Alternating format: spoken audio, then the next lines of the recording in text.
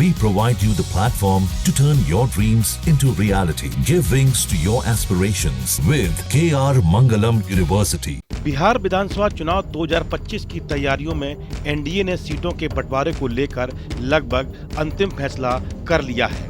गठबंधन में शामिल प्रमुख दल बीजेपी और जेडीयू के बीच बराबरी का समझौता हुआ है। दोनों पार्टियां करीब करीब बराबर सीटों पर चुनाव लड़ सकती हैं। सूत्रों के अनुसार बीजेपी 100 से 102 सीटों पर चुनाव लड़ सकती है, जबकि जेडीयू 102 से 103 सीटों पर चुनाव लड़ सकती है।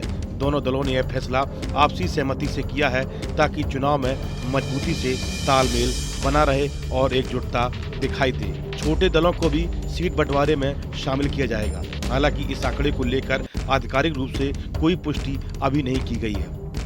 एनडीए यह सुनिश्चित करना चाहता है कि हर घटक दल को उचित हिस्सेदारी मिले ताकि कोई नाराजगी न हो और गठबंधन मजबूती से चुनाव मैदान में उतर सके। लोक जनशक्ति पार्टी रामविलास के नेता चिराग पासवान ने 40 से ज्यादा सीटों की मांग की थी। हालांकि जेडीयू इतनी सीटें देने के पक्ष में नहीं है और चाहता है कि उन्हें 20 से ज्यादा सीटें न दी जाएं। फिर भी चिराग पासवान की राजनीतिक अहमियत और उनके प्रभाव को देखते हुए एनडीए उनके सुझावों को नजरअंदाज नहीं करेगा। माना जा रहा है कि उन्हें समझौते के तहत 25 से 28 सीटें दी जा सकती हैं। उनकी मांग पार्टी कार्यकर्ताओं और समर्थकों का हौसला बनाए रखने की रणनीति मानी जा रही है। दूसरी ओर एलजेपी-आर सांसद अरुण भारती ने कहा कि सीट शेयरिंग को लेकर अभी चर्चा जारी है, अभी कोई फार्मूला तय नहीं हुआ है। एनडीए के बीच पांचों दलों के अंदर सूत्र के हवाले से खबर दी जा रही है कि यह फाइनल हो गया है। इसमें कोई सच्चाई नहीं है। जब तक पांचों दल बैठ करके आपस में इस गठबंधन में सीटों के बंटवारे के बारे में कोई अंतिम फैसला नहीं लेते हैं, तब तक ये सीटों का बंटवारा कहीं से भी किसी सूत्र के माध्यम से आ रहा हो एकदम फेक है, बेईमानी है। इसमें कोई सच्चाई नहीं है। हम लोग के भीतर बातचीत चल रही है। आपसी सहमति होने के बाद हम लोग के बीच में जब सब कुछ फाइनल हो जाएगा, हम लोग आप लोगों को भी इस बारे में अवगत करा देंगे। हालांकि चिराग पासवान का ज्यादा सीटें मांगना उनकी राजनीतिक मजबूरी भी है, क्योंकि उन्हें अपने कार्यकर्ताओं का मनोबल बनाए रखना है। हालांकि चिराग को कम सीटों पर समझौता करना पड़ सकता है। माना जा रहा है कि अगर चिराग 20 सीटों पर नहीं मानते तो 1-2 सीटें बीजेपी उन्हें अपने कोटे से दे सकती है। चिराग पासवान के लिए सीट बंटवारे का मसला अहम है।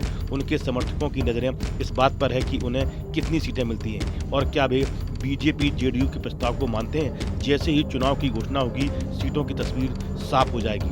बिहार की जनता एक बार फिर अपने नेताओं को चुनने के लिए तैयार है।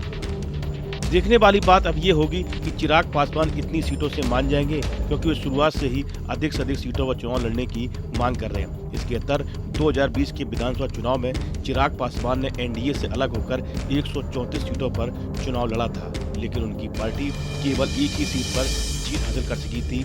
इस दौरान उनकी रणनीति ने जेडीयू को 30 से अधिक सीटों पर नुकसान पहुंचाया था। इस बार चिराग पासवान एनडीए का हिस्सा हैं और 2024 के लोकसभा चुनाव में उनकी पार्टी के 5 सांसदों के प्रदर्शन ने उनकी स्थिति को मजबूत किया है। एनडीए के एक और सहयोगी यानी जीतन राम मांझी की हिंदुस्तानी अवाम मोर्चा को 6 से 7 सीटें और उपेंद्र कुशवाहा की राष्ट्रीय लोक मोर्चा को 4 से 5 सीटें दी जा सकती हैं।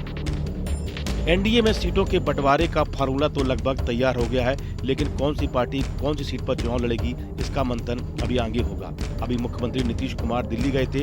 इसी बीच अब सीटों का ये आंकड़ा आया है। जेडीयू को अधिक सीटें देकर ये बताने की कोशिश की गई है कि नीतीश कुमार के नेतृत्व में ही एनडीए चुनाव लड़ने की तैयारी कर रहा है। इस वीडियो में फिलहाल इतना ही। आप बने रहिए न्यूज नेशन के डिजिटल प्लेटफॉर्म के साथ। जहां भक्ति है हर शब्द में, कथाओं में छुपे हैं दिव्य रहस्य और ज्योतिष देता है जीवन को दिशा। धर्म से जुड़ी हर बातों को जानने के लिए हमारे चैनल स्तुति को सब्सक्राइब करें। चैनल पर जाने के लिए इस लिंक पर क्लिक करें।